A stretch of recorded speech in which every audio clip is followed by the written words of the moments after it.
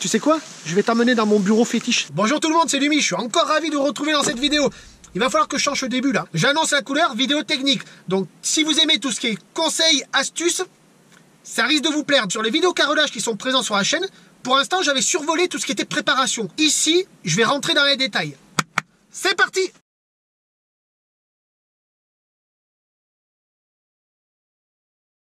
Comment carreler le sol de ce WC. C'est un WC qui fait 1,98 m de long par 1 m de large. Le support est une chape liquide ciment. Un bon contrôle et une bonne préparation du support commence par des points importants à vérifier. Donc là, je le rappelle, on est sur une chape liquide ciment. Point numéro 1, vérifier la présence éventuelle de fissures. Donc si vous avez un doute ou que par exemple la chape a été mal poncée, il y a un test tout bête à réaliser, c'est d'humidifier le support. Le simple fait d'humidifier le support va révéler s'il y a des fissures ou pas. Attention, quand je dis humidifier, c'est pas aller arroser la chape de flotte. Vous prenez une serpillière légèrement humide, vous la passez sur le sol et vous allez voir que s'il y a des fissures, elles vont se révéler. Point 2, identifier les remontées d'humidité capillaires du support.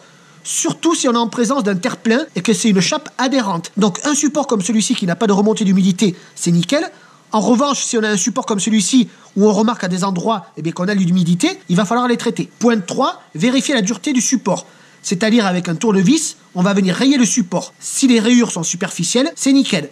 En revanche, si elles ne sont pas superficielles, c'est-à-dire vous voyez que vous arrachez pas mal de mortier ou de chape, c'est qu'il y a un souci. Donc ce n'est pas bon. Quatrième point, respecter le taux d'humidité de la chape. Ça, c'est très important. Et le seul moyen reconnu à l'heure actuelle, c'est-à-dire en 2019, pour reconnaître le taux d'humidité d'une chape, c'est le test de la bombe à carbure. Et à celle-ci, on rajoutera un PV de réception. Pour connaître le taux d'humidité d'une chape, alors là, j'ai répondu de nombreuses fois à cette question. Je vous encourage à aller voir mes vidéos sur le carrelage, à lire les commentaires, et j'y ai répondu plus d'une fois. De plus, ce n'est pas moi qui faisais ce test, c'est le chapiste qui me rendait un PV de réception. C'est-à-dire, au bout de, par exemple, 6 semaines, 8 semaines, il venait contrôler le taux d'humidité de la chape, il me rendait un PV en me disant « Ok Lumi, c'est bon, la chape, elle a le taux d'humidité requis, tu peux attaquer la pose du revêtement. » Une petite astuce pour avoir une idée de l'humidité de la chape.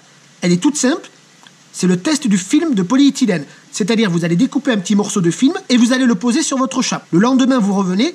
Si ce film est humide, c'est que la chape a un taux d'humidité qui est encore élevé. C'est un petit test pour avoir une idée, mais attention, ça ne vaut pas le test de la bombe à carbure. Et cinquième point, on va déterminer la porosité. Alors, comment on va procéder? Déjà, il va vous falloir ça. Tout simplement une pipette avec laquelle on va réaliser le test de la goutte d'eau. C'est-à-dire, sur mon support, je vais venir verser une goutte d'eau. Si le support est très poreux, cette goutte d'eau sera absorbée en moins de 1 minute. Si le support est normalement poreux, elle sera absorbée entre 1 et 5 minutes. En revanche, si le support est fermé, il restera un film d'eau après 5 minutes. On vérifie déjà qu'il y ait bien un joint périphérique d'un minimum de 5 mm tout autour. Et là, comme on peut le voir, c'est le cas. Ensuite, qu'il y ait bien un joint de fractionnement au niveau de la porte. Donc le joint périphérique, l'avis technique de cette chape liquide ciment, il dit, donc on a une surface, une longueur, soit une chape sur plancher chauffant, soit autre chape. Donc ici, on est sur une chape liquide ciment posée sur un isolant. Donc pour une surface inférieure à 150 mètres carrés, une longueur inférieure à 17 mètres, donc pour une chape sur plancher chauffant, il faudra un jeu de 5 mm minimum. Mais là, on n'est pas dans ce cas de figure, on est dans celui-ci, autre chape. Donc, il faut un joint périphérique de 3 mm minimum. Donc, ici, après contrôle, je suis plutôt entre 3 et 4 mm. On vérifie l'état du support. Regardez qu'elle n'est pas poreuse, qu'elle n'est pas friable. Donc, avec un tournevis, donc là, comme on peut voir, il n'y a rien qui se déchire. Donc, le support est très bien.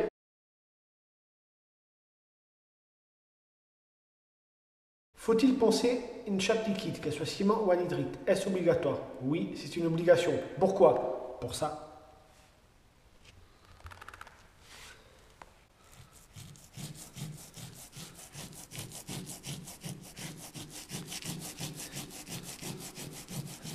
Lorsque vous coulez une chape liquide, qu'elle soit encore, je le répète, ciment ou anhydrite, il va se créer à la surface de cette chape une laitance qu'il faut absolument venir poncer. Il faut savoir que sur le marché, il existe des chapes liquides qui ne nécessitent pas de ponçage. Donc ça, c'est à vous de vérifier. Moi, jusqu'à présent, toutes les chapes sur lesquelles j'ai carrelé liquide nécessitaient un ponçage. Le ponçage. Moi, j'utilise une cale à sabot. avec un patin en carbure de tungstène. Pour indication, c'est un grain de 36. L'enquiller dans le patin. Voilà. Alors faites attention, il y a des réservations. Ensuite, on vient enquiller notre poignet et on vient lisser.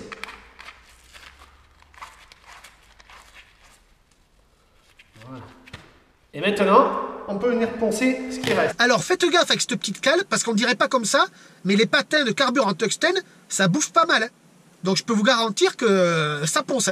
Donc faites gaffe à ça. Et pour info, cette cale, je l'avais achetée en GSB. Donc je ne l'avais pas trouvée sur Internet, et il me semble que c'était chez Totoche. Donc là aussi, de bonnes affaires, on en fait partout. Pas uniquement sur Internet ou chez les marchands pros. On prend une règle de 2 mètres, si c'est possible, donc là c'est le cas, et on vient vérifier la planéité sous la règle des 2 mètres. Voilà, là c'est parfait. On fait la même chose en croisant la règle. Donc la planéité est parfaite.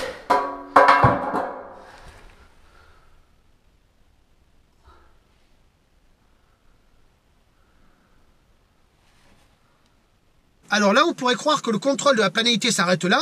Je pose la règle de maçon de 2 mètres, je regarde s'il y a un vide de 5 mm, et c'est fini. Et bien là, maintenant, on va rentrer dans les détails, et vous allez voir que c'est bien plus complexe que ça. La planéité du support. Tout d'abord, un support peut être plan sans être de niveau.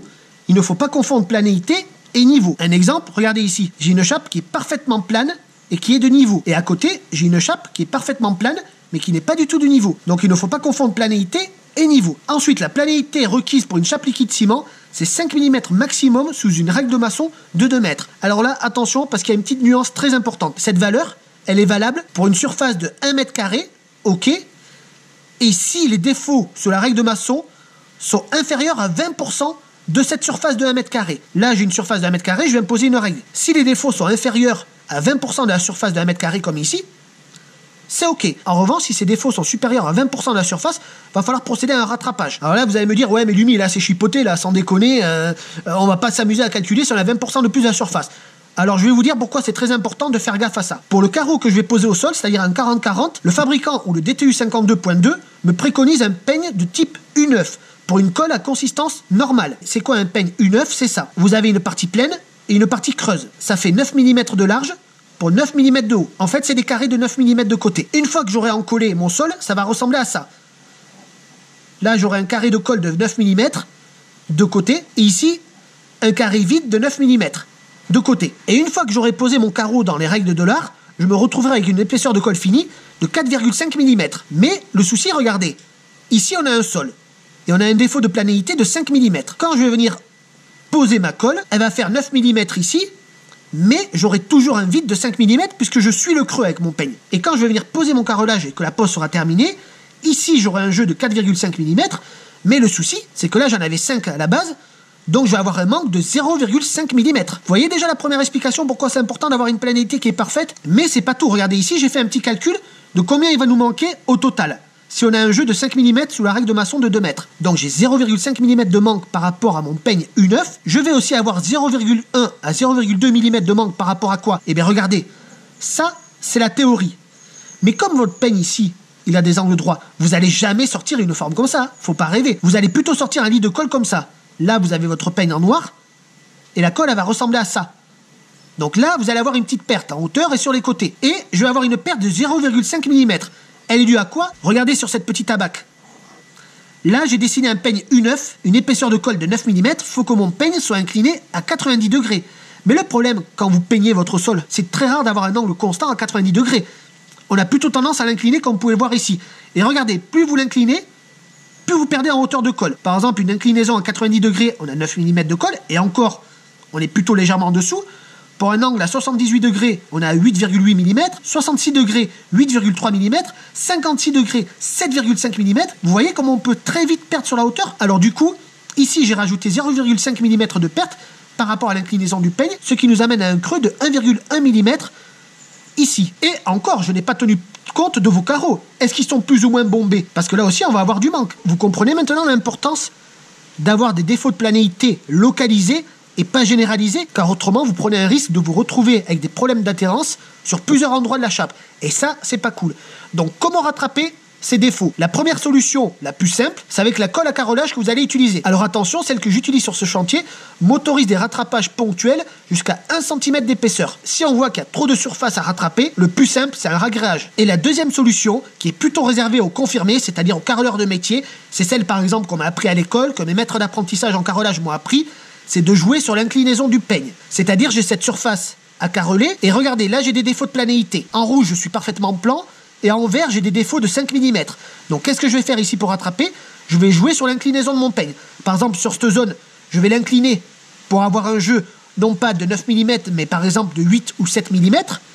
Et une fois que je vais arriver dans les zones à rattraper, mon peigne sera incliné à 90 degrés. Il y a 2 règles d'or pour le collage. C'est-à-dire, on va avoir une épaisseur de colle après pose des carreaux à respecter et le transfert de colle. Le carrelage, j'en fais depuis tellement d'années que maintenant, avec l'expérience, le simple fait de poser ma règle de maçon, j'ai déjà une petite idée si la planéité est merde ou pas. Alors, si vous avez un doute que vous n'avez pas l'habitude, le plus simple, il y a 2 astuces. La première, c'est d'avoir un croisillon de 5 mm avec vous et vous essayez de le passer sur la règle de maçon. S'il passe, ben c'est que c'est pas bon. S'il passe pas, c'est ok. Et la deuxième astuce, vous pouvez aussi utiliser ça. C'est un jeu de jauge d'épaisseur. Donc ça, c'est pas mal aussi, si vous n'avez pas de croisillon. La chape a bien été poncée, y compris dans les angles. Notre support est accepté. Donc maintenant, je vais procéder à la mise en place d'un primaire. Alors regardez la chape, comment elle a été poncée. Là, il a un peu insisté, mais je suis bien. Au niveau de la planéité sous la règle des 2 mètres, je suis bien. J'ai un petit jet de 1 mm. Ici, je suis sur une partie lisse. Là, je suis sur une partie rugueuse. Le primaire bouche-port, à quoi ça sert? Déjà, ça va nous réguler la porosité. Donc regardez, ici j'ai dessiné mon WC, et comme on peut le voir, il y a certaines zones qui ont été un peu plus poncées que d'autres.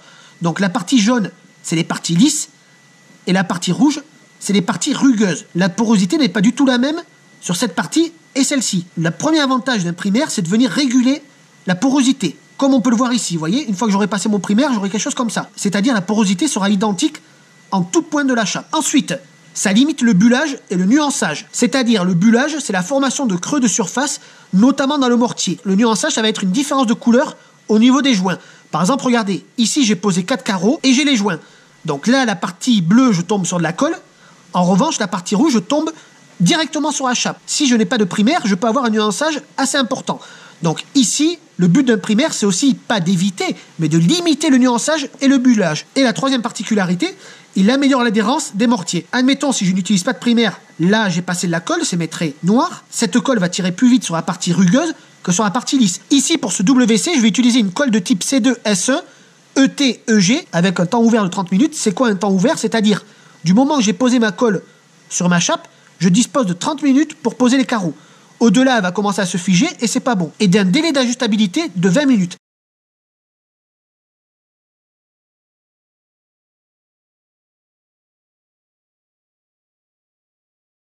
Attention au délai de recouvrement d'un primaire. C'est-à-dire, par exemple, il existe des primaires sur le marché. Une fois que vous l'avez passé au sol, vous avez par exemple 24 heures pour coller vos carreaux. Au-delà, il faudra reprimériser. Et vous avez d'autres primaires où il n'y a pas de délai. Donc faites gaffe à ce petit point. Ensuite, comment passer un primaire? Soit par pulvérisation ou au rouleau. Donc moi, personnellement, sur les chapes liquides, je préfère passer au rouleau. Pourquoi? Avec une pulvérisation, on a tendance à mettre beaucoup trop de primaire. Du coup, la chape va mettre beaucoup plus de temps à absorber ce primaire. Alors qu'avec un rouleau, c'est nickel. Par contre, inverse, si je travaille sur une chape traditionnelle, je préfère la pulvérisation et non le rouleau. Donc j'utilise systématiquement un primaire. Sachant pour rappel, on est sur une chape liquide ciment. Donc ce n'est pas obligatoire. C'est conseillé, mais ce n'est pas obligatoire. Par contre, on serait sur une chape liquide anhydrite, le primaire est obligatoire. Sauf utilisation d'une colle spéciale. Alors, on va procéder déjà, on va venir passer le balai.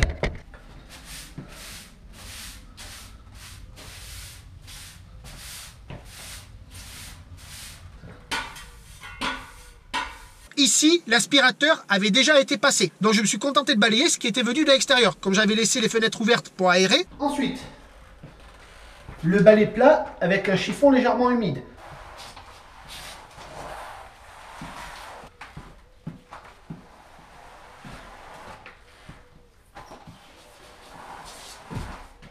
Pour voir si votre nettoyage a été nickel, vous avez votre main, elle est propre, vous la passez au sol. S'il y a encore de la poussière, des résidus, continuez le nettoyage. En revanche, s'il n'y a rien du tout sur la main, c'est nickel. On va passer le primaire. Alors regardez, des gants pour produits chimiques, le masque respiratoire à cartouche, parce que c'est des produits quand même qui dégagent une certaine odeur et qui a vite fait de vous faire tourner la tête. Et des lunettes de protection. Voilà, là il est bien. Les lunettes de protection. Donc, on vient plier.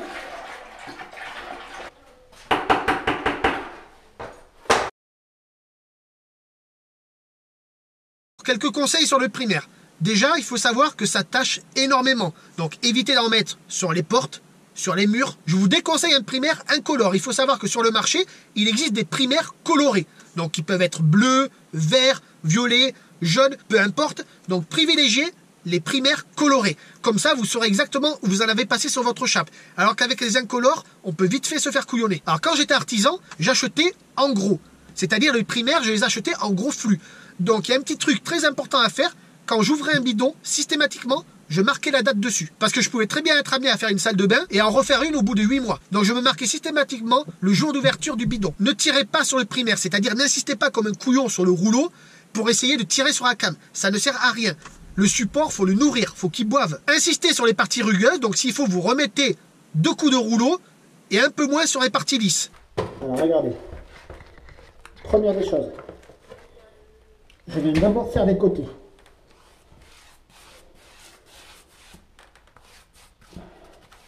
Il ne faut pas insister comme ça. Ça, c'est pas bon du tout. Hein. Le support, faut qu'il boive. Et on fait ça sur tout le tour.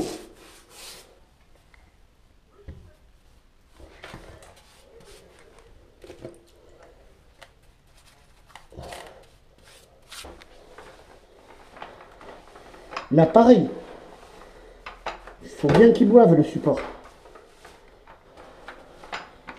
Hop, on reprend.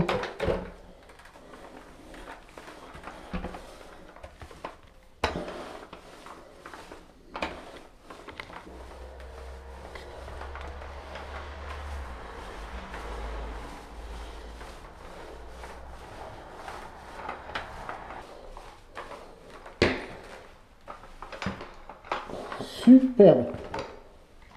Voilà pour notre primaire. On laisse sécher. Logiquement, il faut entre 2 et 4 heures. Et après, on peut commencer à caroler dessus. La base d'un travail de qualité en carrelage, c'est déjà la préparation du support. Vous pourrez avoir un super coupe-carreau, une super disque, un disque d'enfer, ce que vous voulez. La préparation du support, c'est la base du métier de carreleur. Si vous avez une préparation de merde, vous aurez un travail de merde. Et voilà pour la fin de cette vidéo.